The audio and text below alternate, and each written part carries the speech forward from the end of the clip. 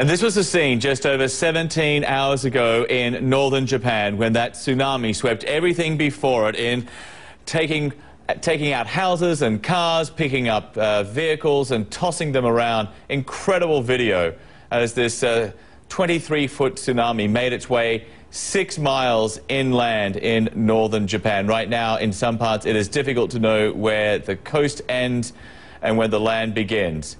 Another amazing scene as this tsunami, the power of that devastation, continues to cause huge problems across Japan, Wolf, as we now have daylight there, and there is a chance to finally assess the full impact of this damage.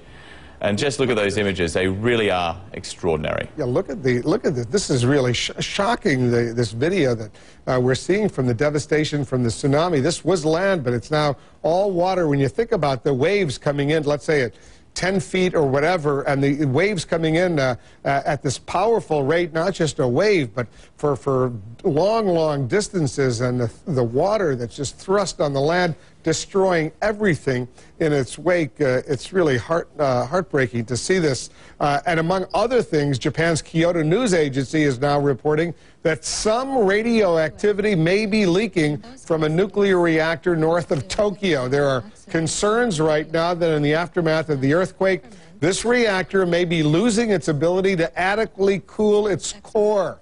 Our Homeland Security correspondent, Jean Reserve, she's monitoring this situation for us. Jean, Japan's prime minister said earlier in the day there was no evidence of radioactive leaks, but then since then there have been some other reports suggesting there are concerns. How dangerous potentially is this situation? Well, there is some new information. Japan's Kyoto News Agency, citing the country's Nuclear and Industrial Safety Agency, reports radiation levels 8 times normal are being measured at a monitoring post near the main gate of one of the country's nuclear plants.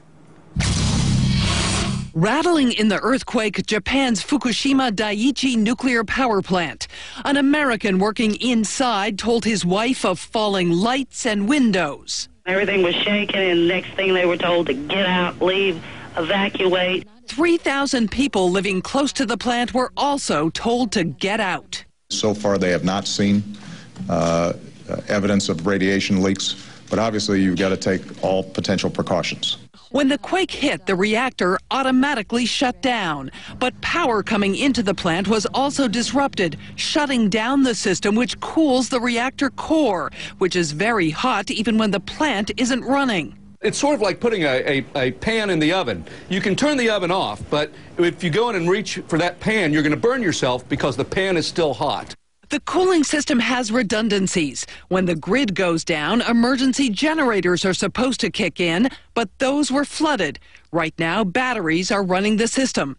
If they run out and another source of power isn't restored, the core could overheat and possibly melt down.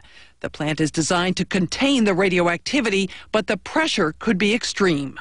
The concern is that we could literally blow the roof off this reactor. In 1986, the reactor at Chernobyl in Russia ruptured, sending a plume of radioactivity over Europe. The nuclear power industry says nothing like that is likely at the Fukushima Daiichi reactor. It's very remote. The containment, from all reports that we've heard, is intact. There hasn't been any fuel damage yet. They are cooling the core. We do have this late update. The evacuation zone around the plant has been enlarged now to 10 kilometers. The U.S. government is monitoring the situation and has offered assistance, Wolf.